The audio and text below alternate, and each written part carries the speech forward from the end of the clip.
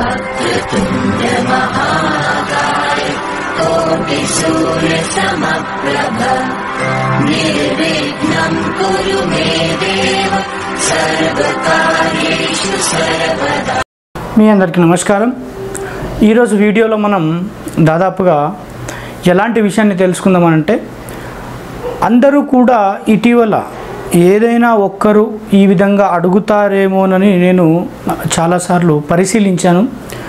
కానీ మీనా వాస్తు కాంటాక్ట్ నెంబర్కి ఫోన్ చేసి ఎలా చెప్తున్నారు, ఎలా అడుగుతున్నారంటే, సార్ నా పేరు ఇదండి, నా యొక్క జన్మ నక్షత్రం ఫలానా అండి, నాకు ఎలాంటి ఫేసింగ్ వస్తుంది గృహం అని అడుగుతున్నారు.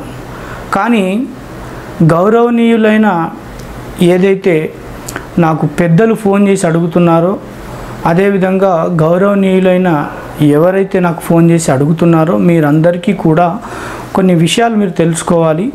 అది మీ అందరికీ తెలుసు, కానీ సమాజంలో గతంలో ఉన్న ఏదైతే నాగరికతలో కొన్ని సిద్ధాంతాలను స్వార్థపూరితంగా ప్రతిపాదించారు. దాని మూలంగా మనం ఆ విధానాన్ని పాటిస్తూ ఈ విధంగా మారిపోయాము. ఏ విధంగా అంటే, సరి అయిన సబ్జెక్టుకి సంబంధించిన పరిజ్ఞానాన్ని తెలుసుకోకుండా దాదాపుగా మాట్లాడుతుంటాము. సో మీకు తెలిసి ఉండొచ్చు, కానీ ఆ విధానం అనేది అలవాటు పడిపోయింది. ఏ విధానం? నేను ఇంటి యజమాని అండి, నా యొక్క జన్మ నక్షత్రం ఇదండి, నాకు ఏ ఫేసింగ్ సెట్ అవుతుంది అని తెలుసుకోగానే ఇల్లు కట్టేస్తారు. సో గృహం కట్టే విధానంలో ఏదైతే, సో తెలుగులో రాస్తాను, గృహం కట్టే పద్ధతులలో సో ఇక్కడ కుటుంబ సభ్యులు మెయిన్. సో మొట్టమొదటిసారిగా కుటుంబ సభ్యులు అంటే అమ్మ, నాన్న, కొడుకు, కోడలు, కుమార్తె, అల్లుడు, వారి యొక్క పిల్లలు, ఇలా అందరూ కలిపి కుటుంబ సభ్యులుగా అంటారు. ఒక కుటుంబం. దాంట్లో గృహ దంపతులు,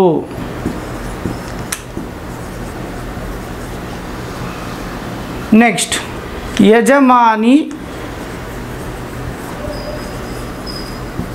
యజమానురాలు, మూడవది ఇక్కడ సంతానం వస్తుంది.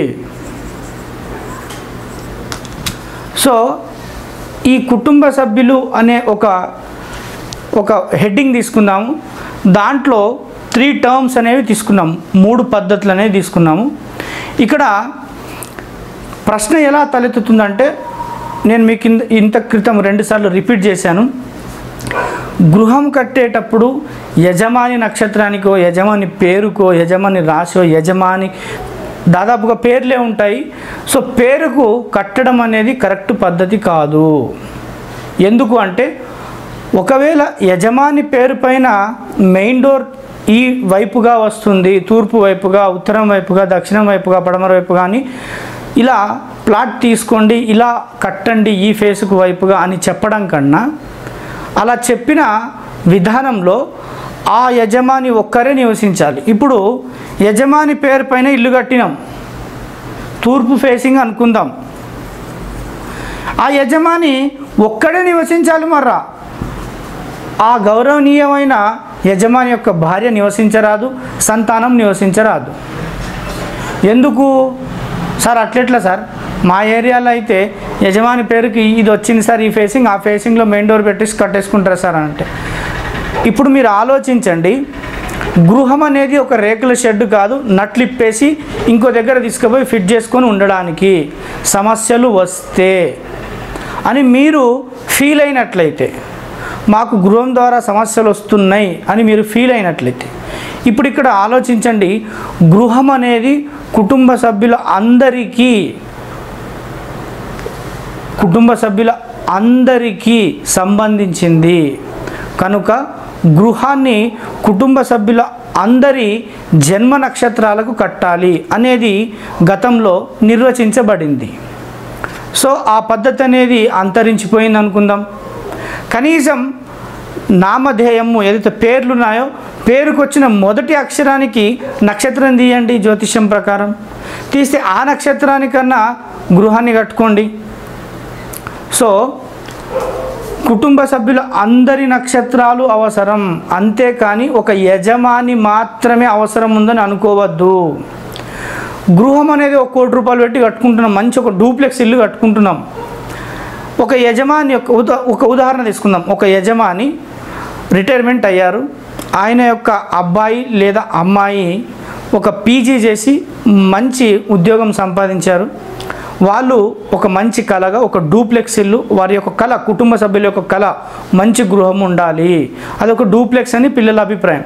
ఇప్పుడు యజమాని ఏదైతే ఉందో రిటైర్మెంట్ అయిన వారి యొక్క గౌరవనీయులైన తండ్రి గారు, ఆయన ఒక్క ఏదైతే ఆలోచన విధానం, ఏదైతే అభిరుచి, ఏదైతే అభిలాష, ఆయన ఒక్కరి కోరిక మేరకు, ఆయన ఒక్కరి అభిలాష మేరకు కట్టరు కదా. సో ఆయన ఏం చేస్తారు, వారి యొక్క అబ్బాయికి, ఆయన యొక్క అమ్మాయికి, ఆయన యొక్క గౌరవనీయులైన సతీమణికి కూడా ఈ అభిప్రాయము అనేది తెలుసుకుంటారు. ఏ విధంగా ఉండాలి, ఎలా ఉండాలి అంటే ఆలోచించండి. కుటుంబ సభ్యుల యొక్క నిర్ణయాలు కూడా గృహం నిర్మించే విధానంలో చాలా ముఖ్యమైనవి. ఒక్క యజమానికే ఇష్టం వచ్చినట్టు ఇల్లును కట్టుకోరాదు. అదేవిధంగా వాస్తు అనే పద్ధతులు, నియమాలు మేము పాటిస్తాము అని అన్నప్పుడు యజమాని ఒక్కరే ముఖ్యం కాదు. ఇప్పటికైనా తెలుసుకోండి గౌరవనీయులైన ప్రజలు. ఎందుకోసం అంటే ఇప్పుడే నేను కారణం చెప్పాను. గృహ దంపతులు, భార్య భర్త,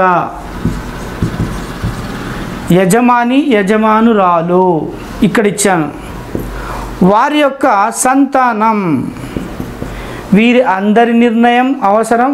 వీరి అందరి నక్షత్రాలకు గృహాన్ని నిర్మించాలి. ఎందుకు? బిగ్ క్వశ్చన్ మార్క్ అనుకుందాం. ఎందుకు? గృహంలో వారందరూ కలిసిమెలిసి సంతోషంగా నివసిస్తారు కాబట్టి. ఒకరి పేరు పైన కడితే ఒకరికే చెందాలి, ఇద్దరి పేరు పైన కడితే ఇద్దరికే చెందాలి, వారికే మంచి జరగాలి.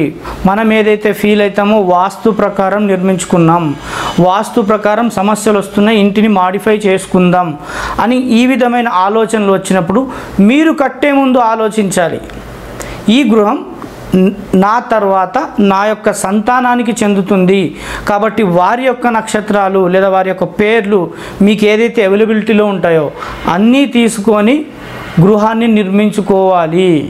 ఇది పద్ధతి. సో మీరు ఇప్పటికైనా ఈ విధానం తెలుసుకొని కొంచెం మీ చుట్టాలకి, బంధువులకి, కుటుంబ సభ్యులకి మీరే ఎక్స్ప్లెయిన్ చేయండి. గృహం అనేది యజమాని నక్షత్రానికో పేరుకో రాశికో ఒక్కరికే కట్టడం కరెక్ట్ పద్ధతి కాదు. వీడియోని మళ్ళా ఫస్ట్ నుంచి తిరిగి లేదంటే రిపీట్ చేసి చూడండి నేను ఏం చెప్పాను అనేది. సో కుటుంబ సభ్యులు అందరి నక్షత్రాలు లేదా మీకు ఏదైతే అవైలబిలిటీలో ఉన్నాయో అవన్నీ ఒక గృహం నిర్మించుకోవడానికి కన్సిడర్ చేసి ఆ పద్ధతిలో సరి అయిన స్థలాన్ని కొనుక్కొని నిర్మించుకొని ప్రకృతికి దగ్గరగా ఉండాలి. గృహం అనేది మొదటి పద్ధతి. సుఖశాంతులతో వర్ధిల్లాలి, ఆరోగ్యంతో ఉండాలి. ఏదైతే మన పెద్దలు ఆశీర్వదిస్తారో ఆ విధానమైన పద్ధతిని పాటించండి. ధన్యవాదాలు.